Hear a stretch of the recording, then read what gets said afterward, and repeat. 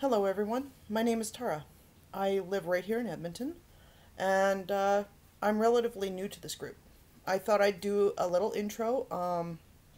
I don't type very well because of my issues with my wrists. I've got carpal tunnel in both wrists, and it gets rather painful. So I do these instead.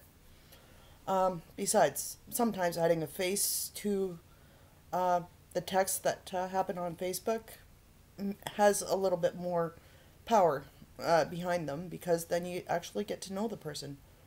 Um, oh, what can I say about myself? I'm 46. I have autism and ADHD. Um, I am the leader of the Alberta Hummingbird Project on Facebook, and I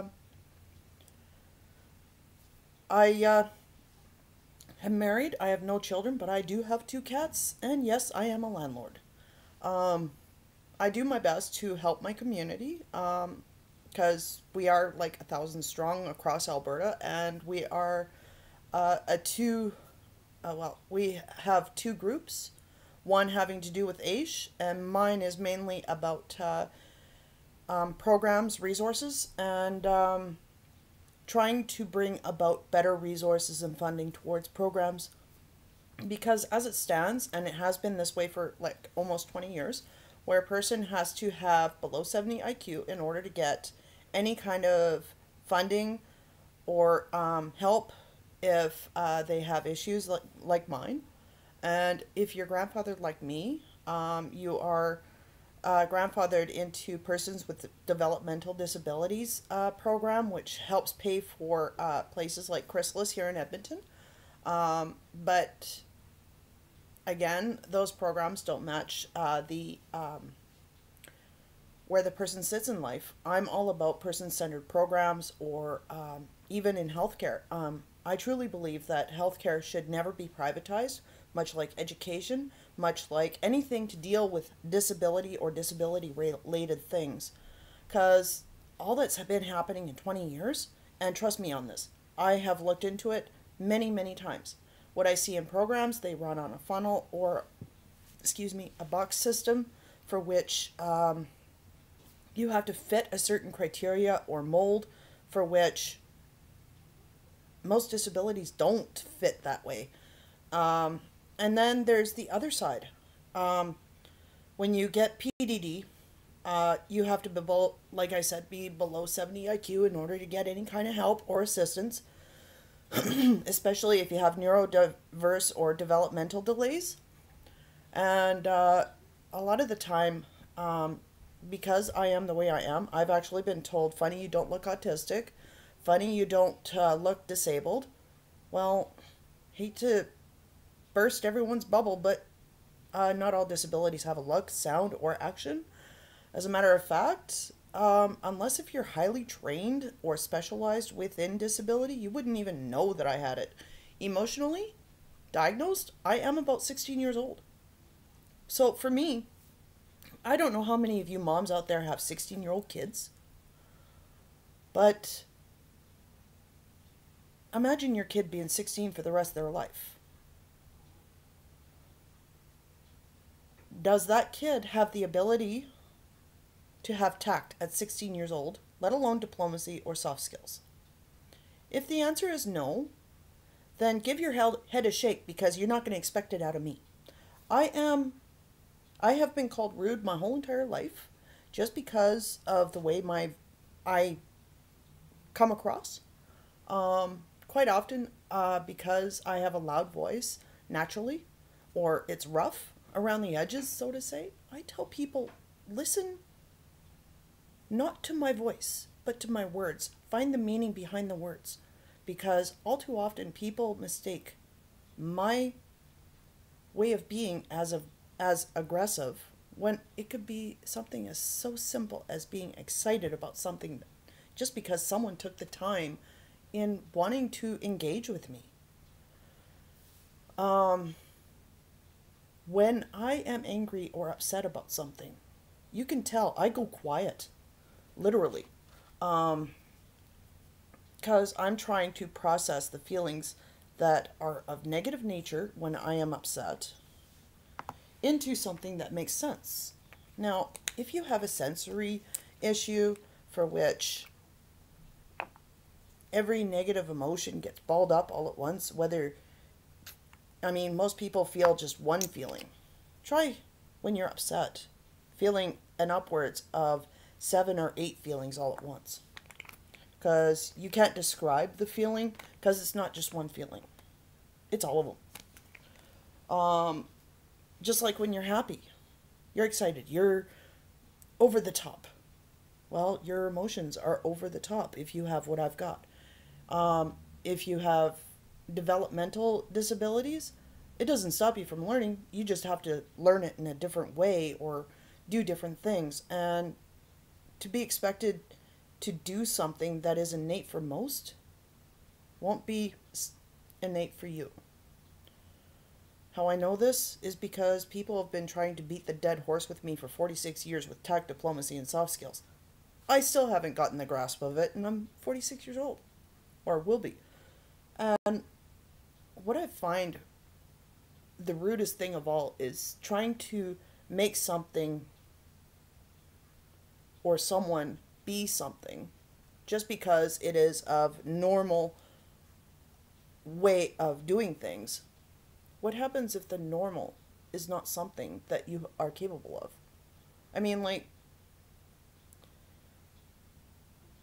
When I came to Alberta, they had person-centered programs, like I said, all over the place. Then Klein came along and changed PDD. He also canceled a lot of funding to a lot of the programs that were person-centered and made it just that much harder for people like me. Now we have to depend on those that we care about to be the worker that we need. Now, a lot of these people, as much as they mean well, they're not trained. They're not trained to deal with the emotion roller coaster of an autistic who might be having a meltdown. And that, to me, it sets a very bad negative barrier for people with invisible disabilities. Just because a disability isn't seen, heard, or, doesn't mean it's not there, and that accessibility should not be addressed. Now, pre-COVID, I had a lot more accessibility in the outside world, despite the fact that there was very little for people with invisible disabilities, than I do now. I've noticed that because I have sensory issues when it comes to wearing things on my face, people stare at me, they're rude, they're condescending, they're everything I'm not. Then on top of that, people are just plain nasty. I might find the odd person that might be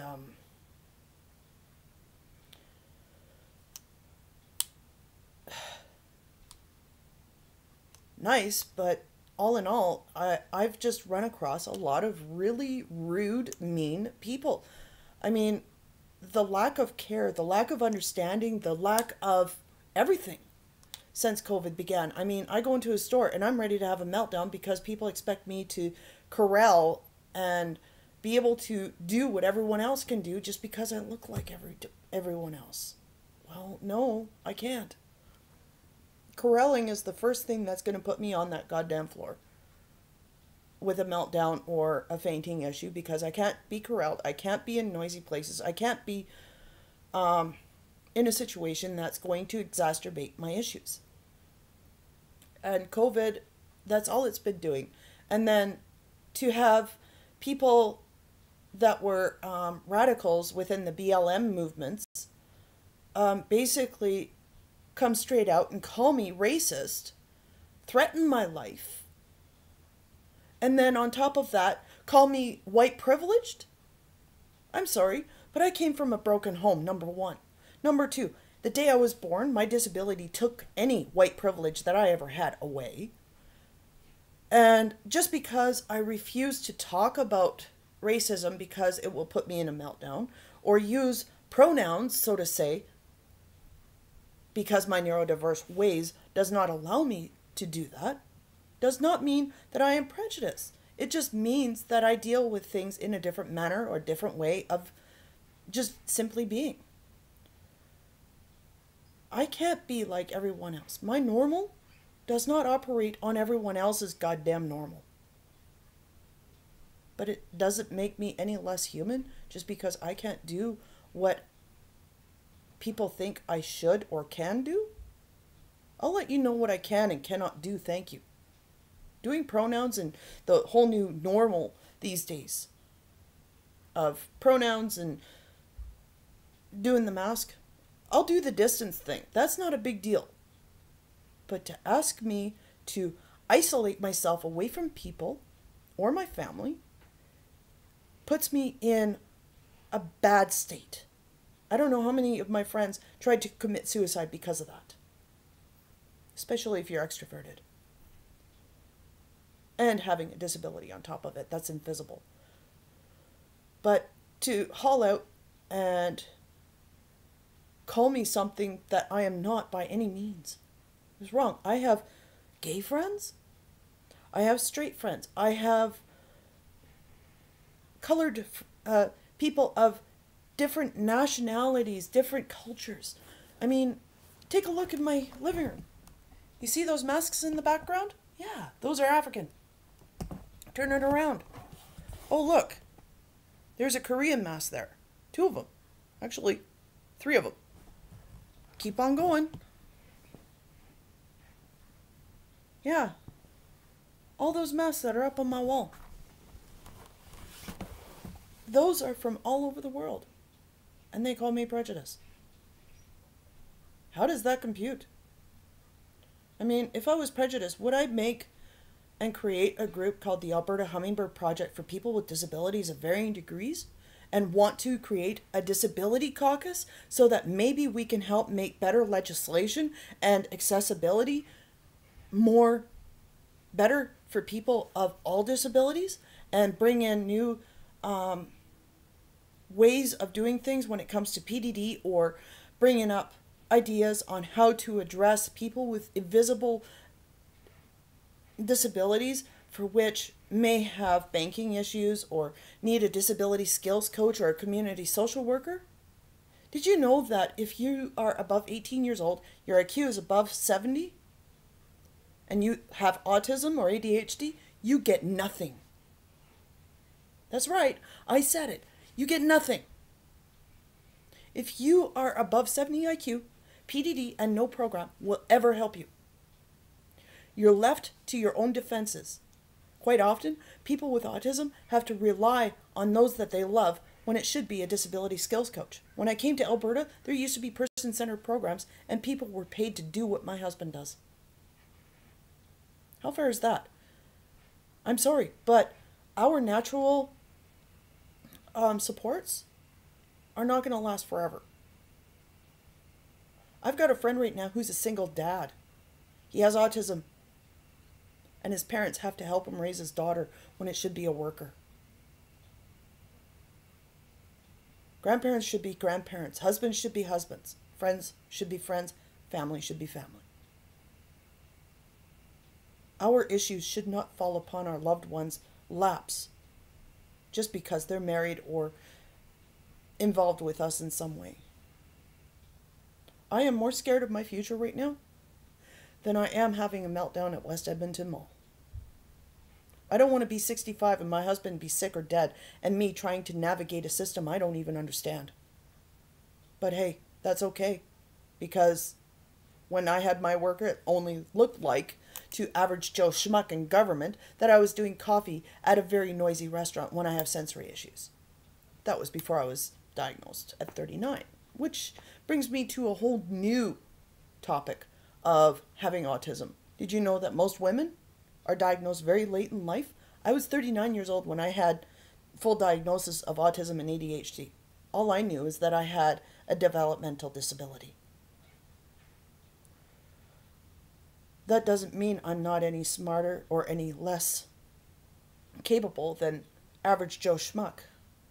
It just means that I need understanding and the ability to do things in the way that I need to do them in order to get the same result that average Joe Schmuck might get. I need average people who think that I should be able to suddenly grow new brain cells to develop tact, diplomacy, and soft skills to stop that ugly train wreck and operate at a level for which I can understand. Oh, wait, is that not called effective communication or effective speech? Far be it from me to argue. These are things that person-centered programs used to teach, hence why I'm able to do this. But, hey, government is government. Everything looks cheaper when you hand everyone an HCA, even if you don't need your ass wiped. Klein destroyed PDD. Klein destroyed person-centered programs that I needed. But yet someone in a wheelchair has a divot in the sidewalk. There's their accessibility. If you have mental health pre-COVID, they had group therapies. If you have autism or ADHD and you're not severe enough, you get nothing. If you're a child, you have PUF funding. You have the Autism Children's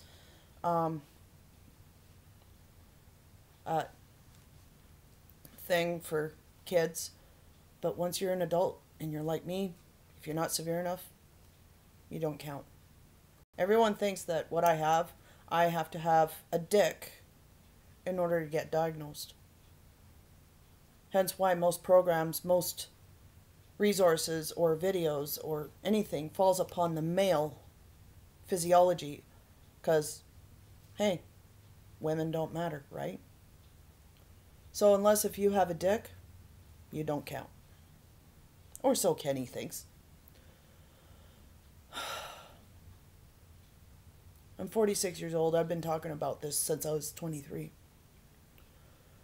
Kenny defunded or denied funding for people that need blind centers across Alberta. Now there's only 2 in Alberta because, well, it didn't matter to him. I feel sorry for those that are in smaller centers where blind centers used to be. Because there's only 2 here in Alberta, 1 in Calgary, 1 in Edmonton, and even they had to scale back. PUF funding for children, great. Let's help the kids. But to what age? And how much do you fund this? But yet adults like me who also need help get nothing and have had nothing for over 20 years. Yeah, that doesn't matter either. How many of my friends have to commit suicide before society grabs a brain and adds 1 + 1?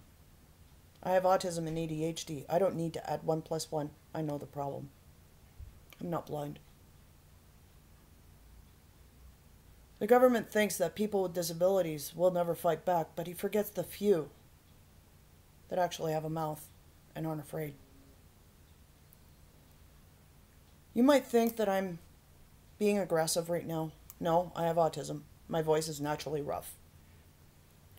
So just listen to my words, not my voice. Because if you think I'm rude, then maybe you should be looking at Kenny. Because I think he's even worse. Because I will never take from the vulnerable. As a matter of fact, I'm the last person that'll do that. Because I was there. I used to be on AISH. I used to have PDD. I used to have programs. Hell, I used to work. I did security and worked in group homes for seniors for near 14 years. As long as I had a program or a resource behind me to help me navigate systems that are made for average people, I had no issues. But the second my program died,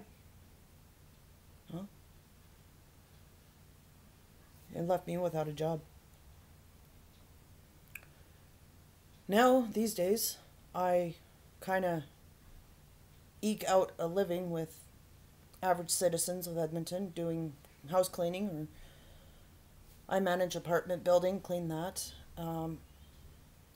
I created a group called the Alberta Hummingbird Project, which is Alberta wide, and that too also, I hope, helps people in one way or another, whether it's me traveling to Calgary and coloring somebody's hair purple or blue, or moving friends out of cockroach infested dives that overcharge for places that should be condemned. Yeah, that's right, I said it. About half my friends that are on AISH either pay way too much on AISH, or for rent, or they're paying way too much for a scuzzhole dive where landlords do nothing. And I pulled my friends out. Now they're in a nice, clean, safe building. And they're doing a lot better. These are parts of the disability community that most people don't know about. How people actually have to live day to day just to have a roof over their head. And then there's people like me whose husbands make too much to even qualify for AISH. Because, well, that's just the way things are. They turned the AISH into a 3-tier system where if you don't pass the first mark, which I think is the medical, you're screwed. The government thinks that everyone with a disability has the ability to work. Well, some of us, that full-time job is their disability, whether it be it mental health or some illness. How blind are we and ignorant are we to think that everyone can do everything that anyone can do? What happens if certain ways of being are not innate for some? For me, that would be tact, diplomacy, and soft skills.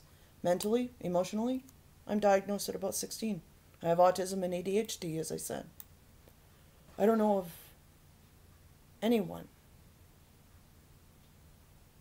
that is emotionally 16 or that is of 16 years old and neurotypical to have the ability to have tact, diplomacy, and soft skills. Not everyone has the ability to do that. I know I'm one.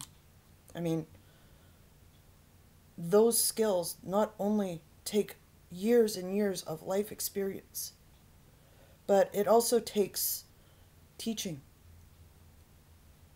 Well, they've been trying to teach me those skills for 46 years. If I haven't gotten it by now, you're still beating the dead horse. Give up. How about let me be the way nature made me? Allow me to speak, but understand that I do have a difference. My way of being won't be like everyone else. I mean, I'm not your stereotypical autistic, as society might have you believe, that rocking and doing weird things is average. No, I don't do weird things. I don't rock. I don't stim. I don't make noises. No.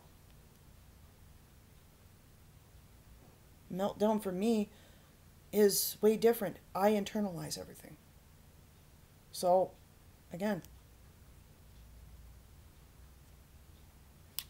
don't assume that someone who has invisible disabilities is normal, because that's just wrong. Everyone has an issue, whether you're normal or not. And just because someone doesn't want to talk about racism or the new normals that are happening, such as the pronouns, don't expect everyone to do what you can do. I'm not 20 years old anymore. My way of being has been this way for years. I can change some aspects, but don't ask me to do things I cannot do. Ask me what I can do. And I'll show you what I can do. I'll let you know what I can't do.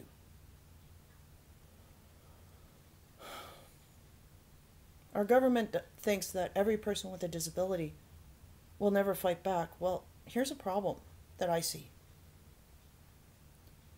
He forgot about people like me.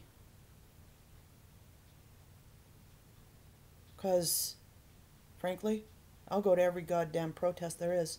I just wish I had a few people to help me set one up. Because my executive functioning skills, well, if you have neurodiverse ways, you're going to have delays in many areas. For me, management of any kind that deal with time management, executive skills are almost non-existent. I'm lucky I know how to organize my day. Barely. Never mind trying to talk to average Joe Schmuck about certain aspects and who to talk to, when to talk to. There are days that average people confuse the hell out of me. I mean, I do some people watch because that's all I can do. Because I want to try and not necessarily hide who I am or whatever, but be a better person by looking on how people interact with each other. And if I can do it, then I'll put it as a part of myself so that I look a little bit more presentable when I'm trying to talk to a politician or average Joe Schmuck. But the funny thing is that even when I try that road and try and mask certain aspects that might seem or sound odd to some, it still comes flying out because it's just the way it is. You can't expect a person who can't walk to walk tomorrow when they never will. So why does everyone think that it's okay to force someone like me to act like everyone else? I mean, my excitement looks like aggression or anger. No, I'm just excited. When I'm relaxed, my relaxed face looks like anger. In other words, when I'm just plain faced and no smiling and no nothing, just I look angry. And no, I'm not angry. I'm just relaxed, and that's average for most autistics from what I see in pictures. Some of us have really huge, beautiful smiles. I don't smile much, but as much as I try. I am trying to hide how I'm feeling and trying to come across or portray myself as so that people can actually get me, because if I get too excited on some of my videos that I do, I can come across as rough. I can come across as rude when I don't mean to be. I get really excited when people include me on things or want to engage with me. And yes, I will get excited, really excited. But there's another side to me. And especially if it's right now during COVID. Since COVID began, I've found people get more short-tempered, more rude with me, more curt. Accessibility for any disability these days, well, probably a little bit more so for those that have mobility issues, but if you have invisible disabilities like I do, there's none. I have sensories with putting things on my head or on my face. I have sensories when it comes to going into stores and having to be corralled.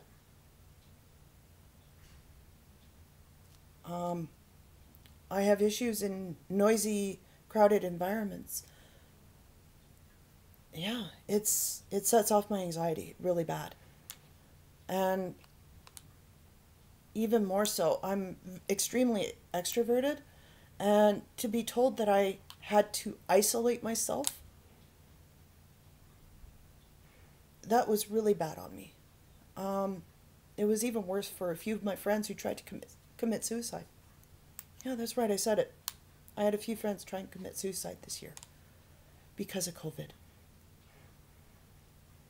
Anyone with a disability will tell you that COVID has been absolutely nasty. Accessibility was not there.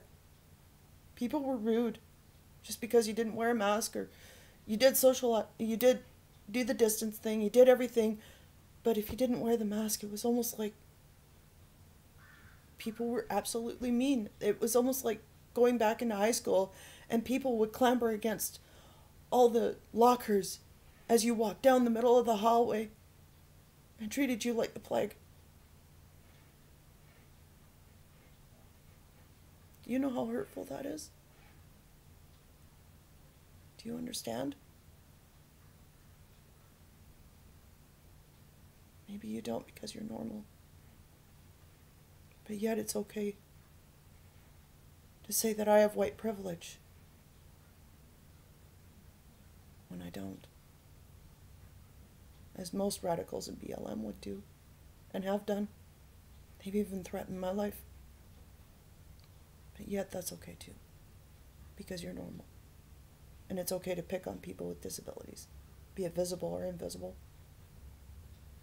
It's okay to treat people like shit, just because it's COVID. I don't think it's okay. COVID has given everyone the okay to treat everyone like shit, especially if you have a disability. How is that okay? It's not okay to me. It's not acceptable.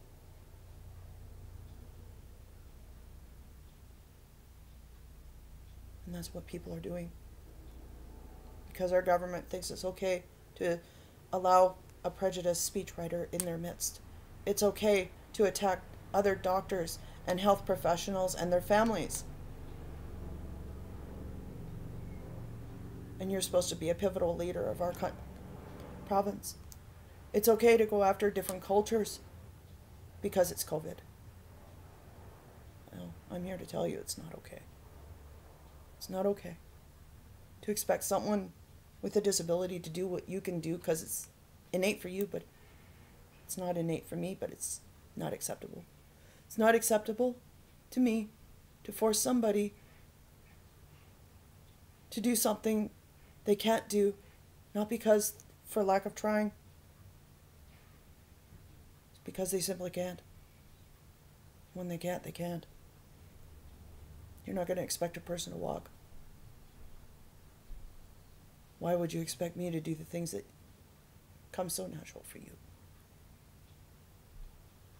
COVID has not been friendly. COVID has been mean, nasty, cruel, bigoted, rude, obnoxious. I haven't really come across one nice person other than my husband in all of COVID. Because COVID allows people to be mean to each other.